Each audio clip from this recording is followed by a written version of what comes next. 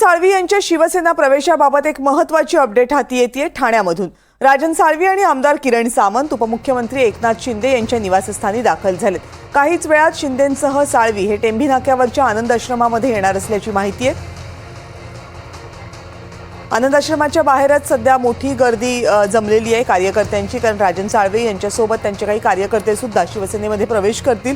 एकनाथ शिंदे यांच्या उपस्थितीमध्ये हा पक्ष प्रवेश होतोय आणि त्यासाठी राजन साळवी हे किरण सामंत आणि उदय सामंत यांच्यासोबत एकनाथ शिंदे यांच्या निवासस्थानी पोहोचले। जेव्हा ते पोहोचले त्यावेळची ही दृश्य आपण पाहतोय। निनाद करमरकर आता आपल्यासोबत आहेत या पक्ष प्रवेशाबद्दल आणि तिथल्या तयारीबद्दल आणखी माहिती देण्यासाठी। निनाद, कविता, जवळपास 4 वाजताच्या सुमारास राजन साळवी यांचा टेंभी नाक्याच्या आनंद आश्रमात एकनाथ शिंदे यांच्या हस्ते शिवसेनेत पक्षप्रवेश होईल असं सांगितलं जात आहे।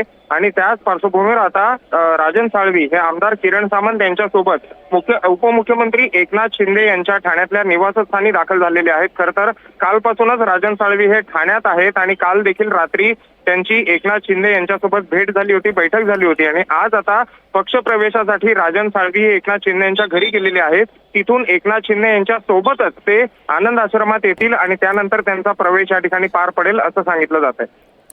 धन्यवाद तुम्ही दिलेल्या माहितीबद्दल निनाद।